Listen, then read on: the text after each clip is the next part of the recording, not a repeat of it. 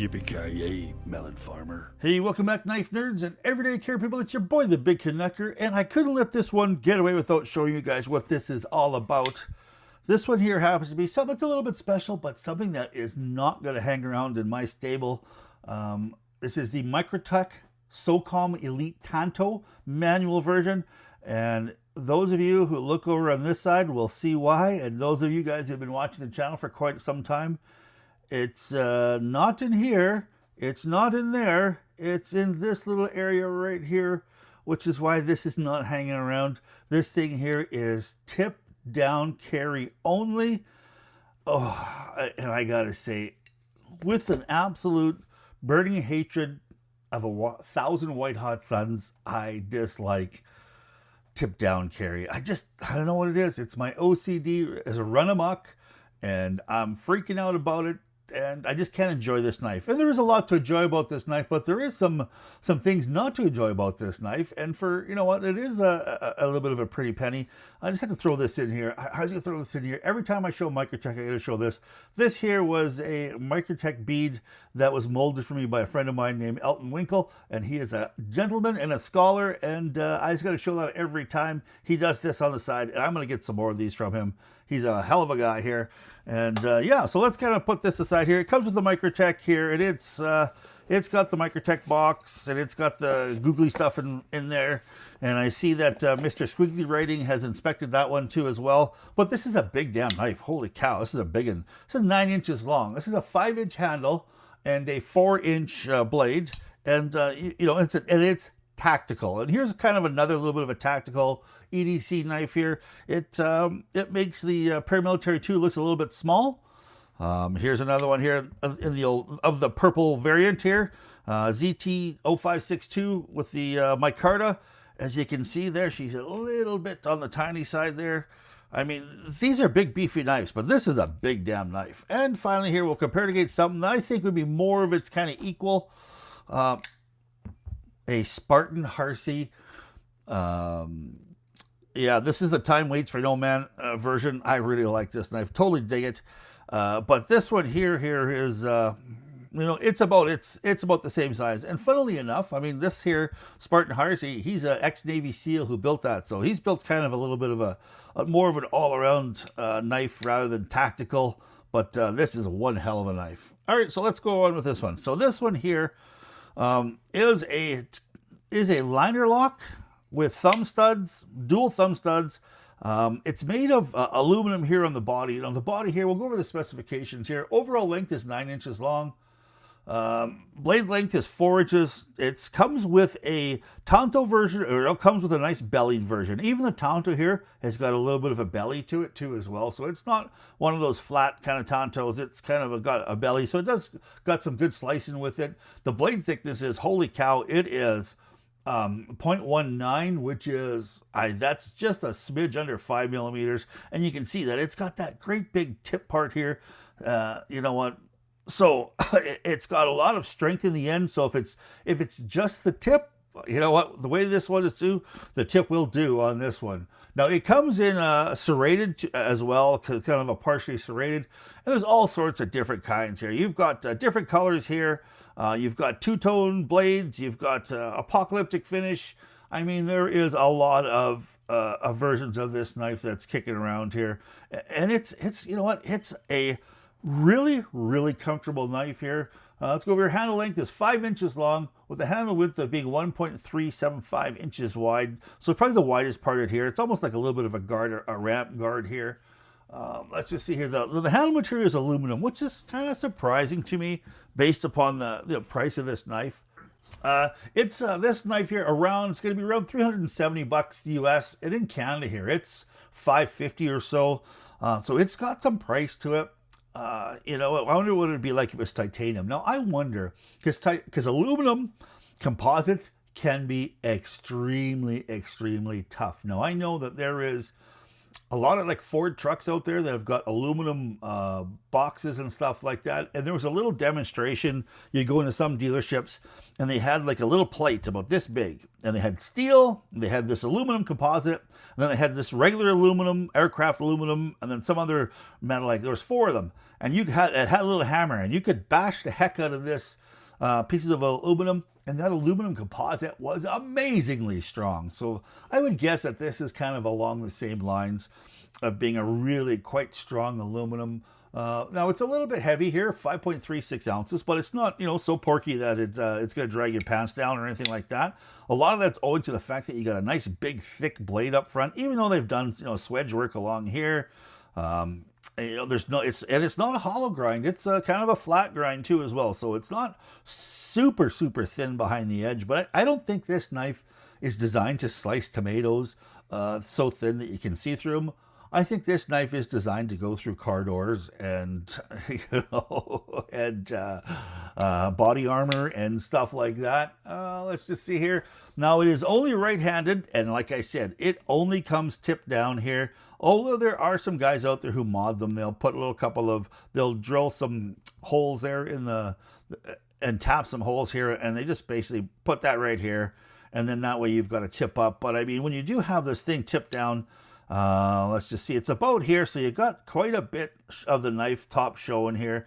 But it just kind of weirds me out how you've got your tip up here, or your tip down, but you've got yourself a lanyard hole. I just don't get it. I mean, why? I guess so you can maybe take that right completely off and just have this in a slip, I guess, or someplace where you could grab it. For me, they talk about the reason this being tipped down is the fact that it's such a quick draw. I guess when it kind of comes out of the pocket, it's pulled, and then you're ready to grasp it, and then you're ready to kind of open it up just like that. I guess that's kind of the thinking with having this down, and plus the fact that it is such a big blade, I guess a big heavy blade. I guess if it was in your pocket this way and it kind of opened up a little bit, when you go to pull it out, you could cut yourself, or cut the bits and pieces or something like that inside there. And if it's tipped down and this is out just a little bit, when it comes out of the pocket, it's just going to close. There's nothing going to happen. I guess that's the only way I can think of, but I like knives that have lanyards. And when I take them out of my pocket, I grab this by my pinky finger, I pull it out, and then I'm ready to use this knife immediately. There's no little tiny bit of fumbling around. It's just immediately grab it by my pinky finger. So that's why my lanyards are all about the same. You can see here that I like them where I can just grab my pinky finger, pull it out, and then I'm ready to use it. Whether it's a flipper or whether it's a manual open with studs or spidey holes, I'm just ready to rock with that. I suppose now if I did that with this one, I could grab it like this, pull it out, and then my thumb is ready to deploy the knife. I think that's the fastest way, and that's my gig. And I just cannot get over that. It just OCDs me so much. Now, all right, so this is made in the USA too, so it's got some homegrown origins. It's got great lateral stability with these thumb studs. They click against here, they go right against the titanium, and they give you that little bit of extra kind of side-to-side strength. Now, I'm not going to say that all knives, you shouldn't pry with knives. I mean, you should have a pry bar in your pocket, but if you're only got this and you're in battle, I mean, this is thick enough that I do believe that you could do a little bit of prying here without having to worry about busting this blade. I mean, I'm not going to say that you can jam it and open a car door with it, but you can. I would certainly think that you could probably open a can of paint with this somehow. I think you could open up a window because, ta-da, it's got itself a little bit of a glass breaker on the back too as well. And it feels fairly comfortable with this grip here. You've got that pommel grip, so if you need to bash somebody a few times or bash into a window or rescue somebody, I mean, bam, you're gonna go right through it. Now, I like the fact that this is rounded, not coming to a super small, like a point, because you don't need to have a point to smash a sidecar window. As long as that is hardened metal in there, or like a hardened carbide, it can be round. And as long as it'll scratch that window, it'll smash that window. So yeah, I mean, so that's another little piece there that I kind of, kind of dig about it. But some of the things I don't like about this is the big thing is I dislike this tip down only carry. I wish there was a different option. These grip tape things, I mean, the very first pocket knife I bought for my work when I was working for Worth Canada was a Kershaw, I think it was a Cryo 2, and it had this grip tape in it. And that grip tape just felt a little cheap. I mean, it looks okay, but imagine what this knife would look like if it had some beautiful carbon fiber in there. That would just, to me, that just looks amazing. I love the carbon fiber on it. And the other thing that kind of drives me crazy is this line that runs through the center. Now, I know that there are machinists out there that can do things where this is not seen, or the way they machine it, they can, have a line a different way or run a backspacer or something like that. To me, this just reminds me of old toys that I used to play with. Guns, or even old swords and stuff like that, where they've got that kind of line down the center where they've joined the two pieces of plastic together. There's a little bit of flashing kind of hanging out.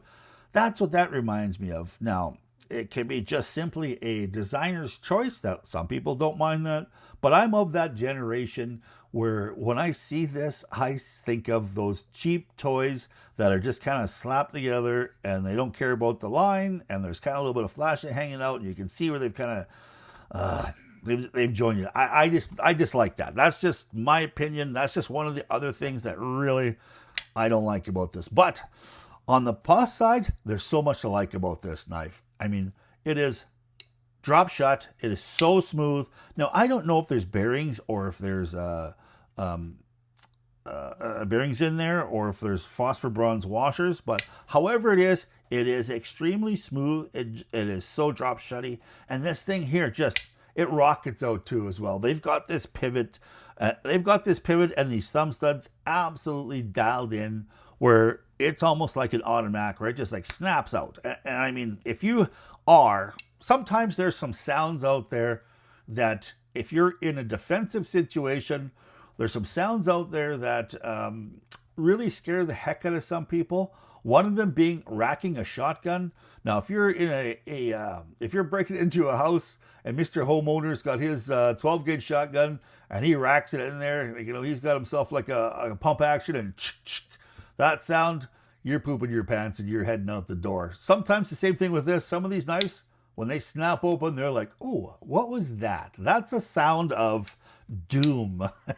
If you're a bad guy and you know how to use this particular edged weapon, oh my goodness, you can do such damage with this. And your hand is actually locked in pretty good. The one thing about this little thing here, kind of hits me right here, and it just gives me a little bit of it hits me right here. There's another little piece of it that sticks up that hits me a little higher. I don't know. I can't get over having this tip down. It's just got to go for me. It's just got to go. But I mean, it is a wonderfully overbuilt knife that was kind of something that you want to bring to war for sure, or just bring to some place where you got to do some heavy duty stuff. You can see that it's a liner lock here, and you can see that the liner is attached right there, and it is a thick liner. It's this liner here. I've seen some frame locks, some titanium frame locks where they've been about the same thickness as that, and you can see that it's got a lot of meat here in the pivot.